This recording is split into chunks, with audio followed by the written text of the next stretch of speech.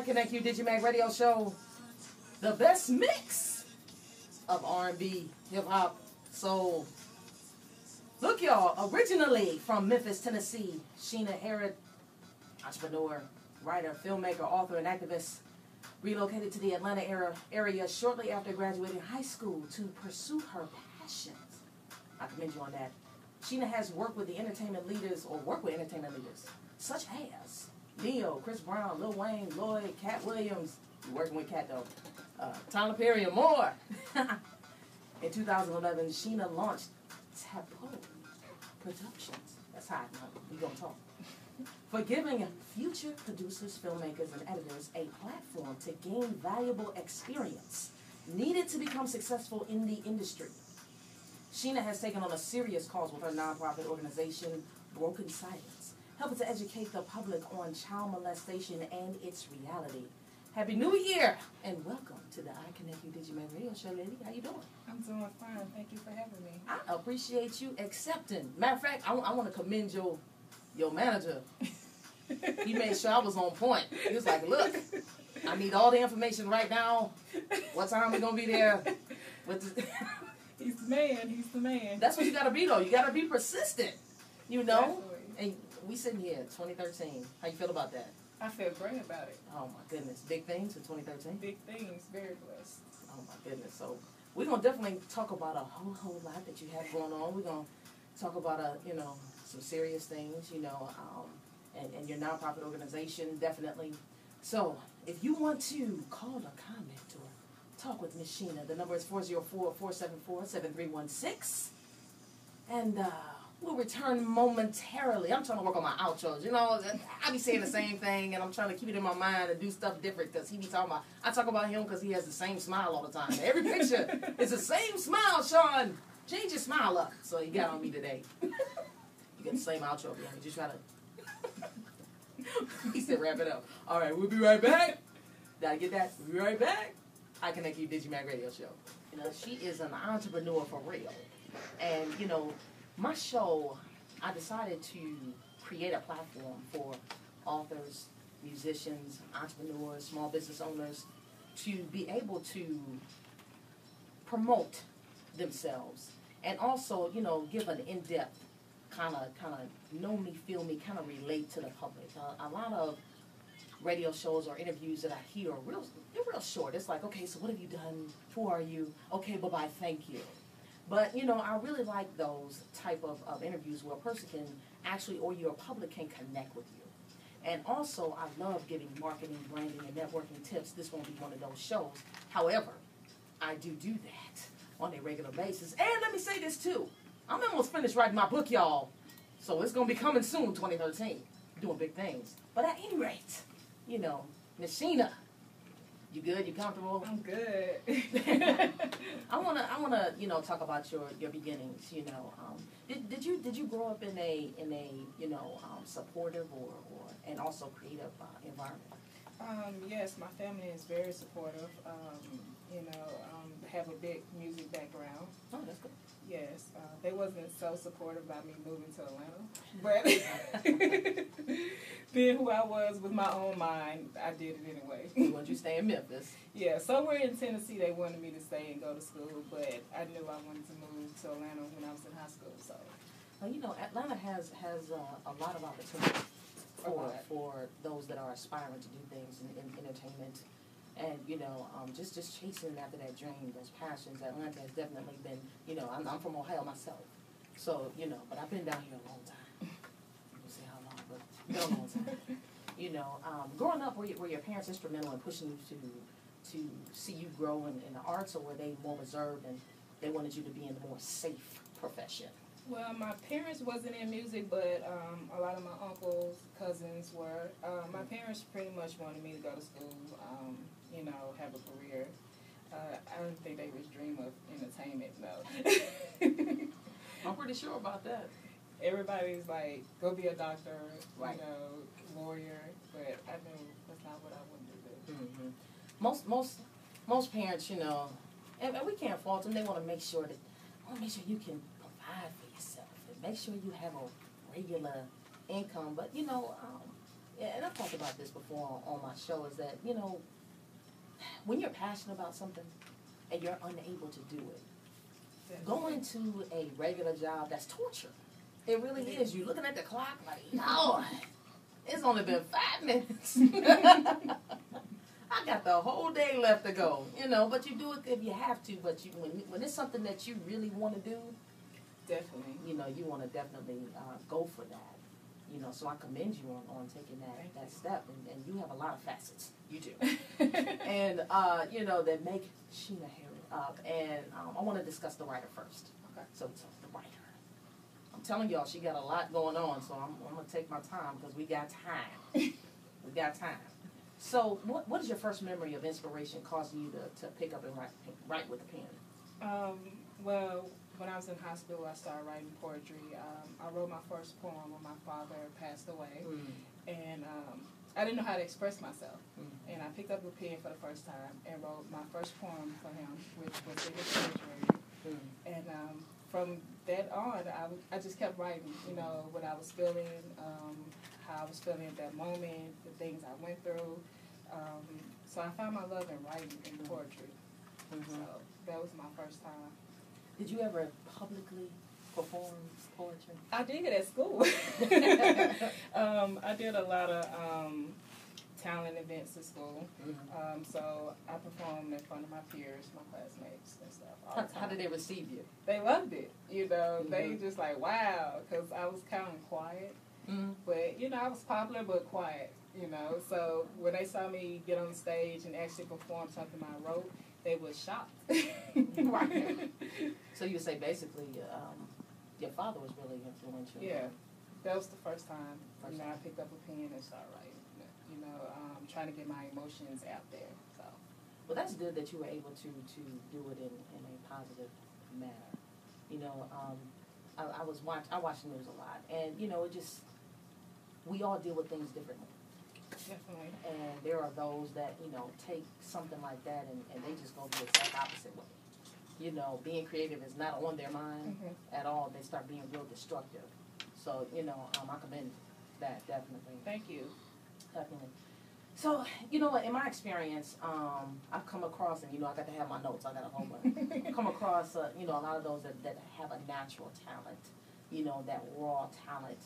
And sometimes they surpass those that, you know, haven't really been formally trained or anything like that. But do you have a formal education in the field of entertainment? Or? Not at all. I have a business administration background, so it's nothing in the performing arts or anything like that.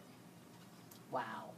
And see, that's what I mean, you know, because like business administration, specialized in management, that's what I went to school for. Now I'm back in school for creative. Well, actually, I'm taking graphic design as well. Should be all creative. You know, but you know, I have seen that a whole lot. I don't know. I wonder if it's. Do you think it's the passion that drives you to want to? It's definitely the passion. You know, I don't feel like that you have to, you know, go to school for different things. I self-taught myself a lot, basically everything. You know, and it's just the passion. If you want to do it, you'll learn how to do it, regardless of, you know, spending money going to school for it. Yes, indeed. No idea what that said, but you know. Yes, there we go. All right. I'm real relaxed. I really am. It's 2013. And, you know, I have a particular song that I really like, and that's Guavale, Closer to My Dreams. So I just feel like that's real fitting. Definitely. So we're going to throw to that, and then we're going to come right back. Giving you the best of R&B and hip-hop and soul. Sensation Station Network. And I have my guest in the building with me, Miss Sheena. How you doing, lady? I'm doing great. You're doing comfortable. Now, we 45 minutes in. Cool. Holding on. We got a whole lot more to go, though. And the questions, I got a lot. See them scroll down. So, let's do it. A lot.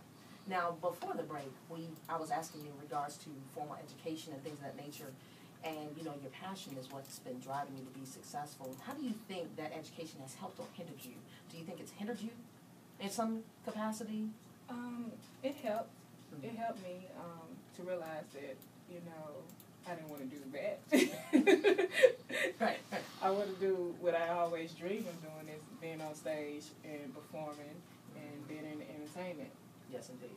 But it's always good to have an education, you know. nothing So I'm wrong not with it. encouraging anyone to don't go to school. So please go to school. Yeah, not all of us can create Facebook and just become billionaires. We wish, Yeah, we wish. but that just doesn't happen for everyone. Zuckerberg. All right, dude. So, filmmaker, playwright, attribute, strong attribute. Yes. So how did you make the transition into writing films and plays? You said you were writing poetry and doing very well in that. So how did you make that transition? I really didn't think that I was going to start writing plays. I actually took a job with a lot of celebrities while they was touring as an account manager. So I was on tour with everyone from Cat Williams to Lil Wayne to Chris Brown. I did Chris Brown's very first tour. The last tour I did back in 2007 was Love Overboard, Jacorius Johnson. That was the first time I was on a play tour. And so just working with people like Jacorius Johnson, he's a famous playwright. A lot of actors like Hard Payne from Martin, Karen Moline White from Different World. And I was like, wow, like I want to do this.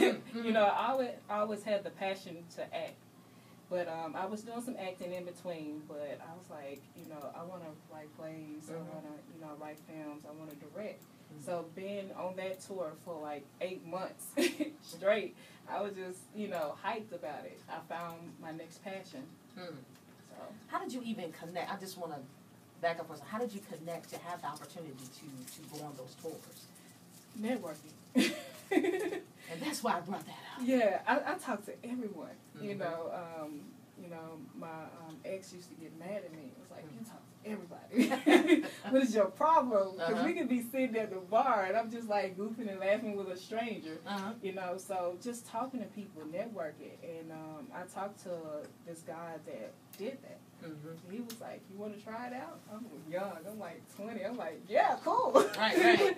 He was like, okay. So my first tour was Kirk Franklin and Mary Mary. Oh, that's hot. Yeah, so I got to hang out with Kirk Franklin and Mary Mary for like, 5 months. Wow. Touring with them. That's and it all was right. awesome. So that's how I got into doing that. That's all right. If you want to start off, that's the way to start off. Definitely. That is an excellent way to start off, and I wanted to key in on that with networking because that's something that is pivotal. It's critical, in order for anyone's business to thrive, and you can branch out, your networking, those that you affiliate with, Definitely. and also finding someone that can help you. Some people that know more than you do. I've never been one to shy away from. Yeah. I go towards. Definitely get out and start talking to people. You never know who you run into, and that's what happened. I didn't know that guy did that kind of work. I would have never known if I didn't talk to him. I started talking to him. Right. So definitely get out and network is important. Yes, indeed. Because or they hit you on Facebook like 20 times, and they manage somebody, and they say, get them on your show. You over there smiling like, Lord. Oh, my goodness. So where do you draw your inspiration for the subject matter that you desire to see on stage?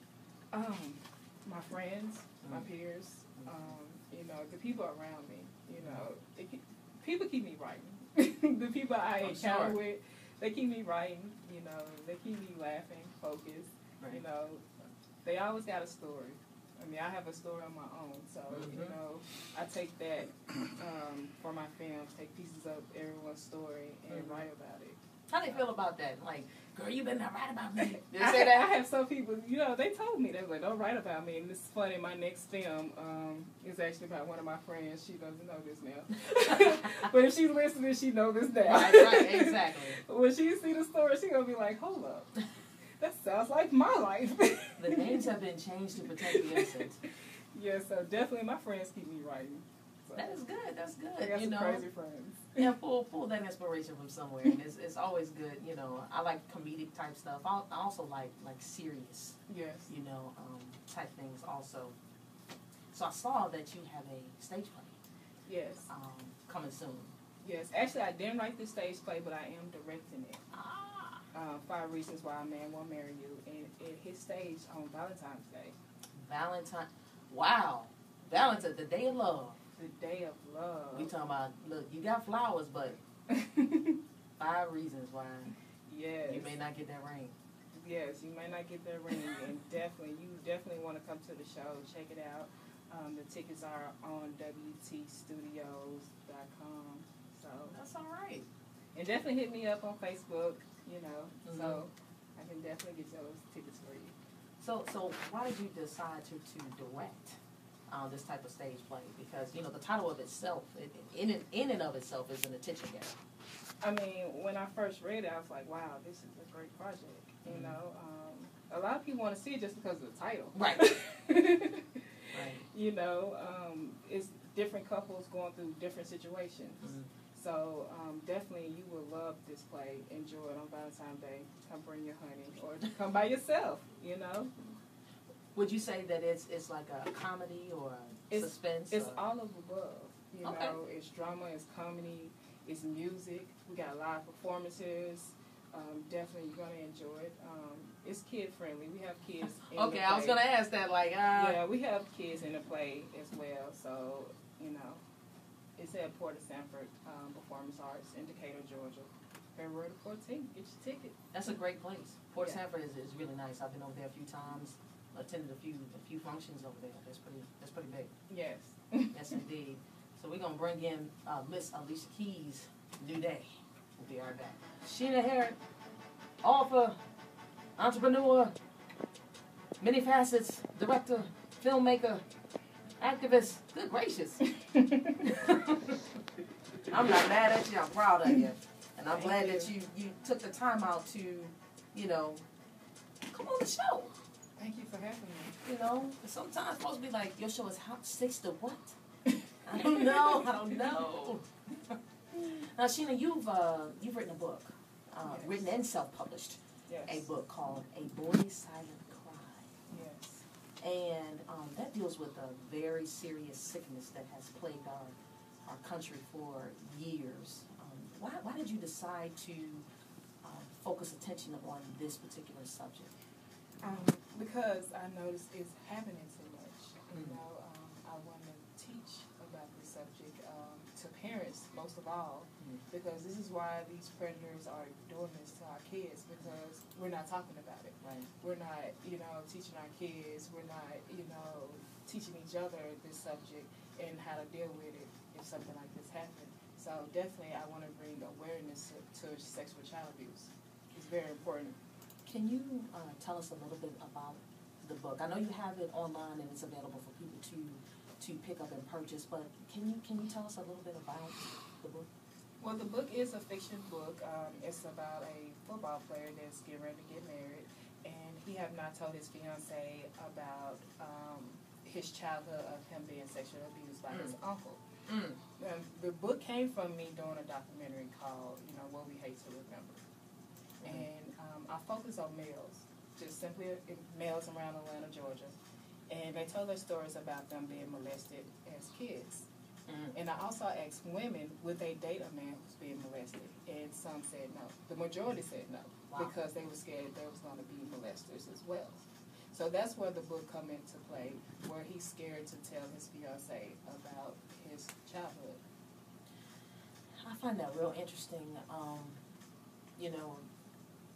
That some women would, I guess I can understand both sides of the coin, but, females have dealt with, abuse. Matter of fact, I did a little digging. Okay. And, what I found out was, it's not as if I didn't know already. I think the abuse of little boys has become more prevalent now, as far as us being able to talk about it at least a little bit. Because before, it seemed like it was, little girls we were trying to, keep under our, I mean, the main focus has always been girls. Mm-hmm. But the boys have been very silent. But a lot of boys have been molested, as well as girls. Right. And that's what we don't talk about. And that's why I decided to do the documentary based on guys. Mm-hmm. And so a lot of guys told me their stories. And I want to thank everybody for hanging out with me tonight.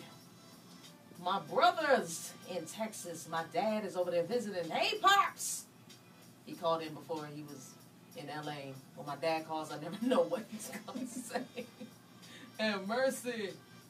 My mom and Pops, everybody, husband, because they get upset when you don't. You know, if you don't say nothing, anybody you want to say hello to right now, let's do that right now. Let me say hello to my Aunt Linda. She got mad at me on my last interview. I didn't shout her out. See? I just shout out my grandma. So let me say, hi, Auntie. You know, she helped raise me, so she felt like she needed to get a shout out. So let me go ahead and do said, that. I need something. I raised you. Definitely. See, so don't you feel better? Yes, I feel better. Yes. I told her I got her. Okay. Auntie, hey. All right. Before break, we were, of course, discussing, your book, A Boy's Silent Cry, and, the stories that you were exploring and drawing attention to this sickness that we are infected with. And us as women discussing something of a serious nature. I mean, that's a major step. Have you found men to be, really, like open to discuss this?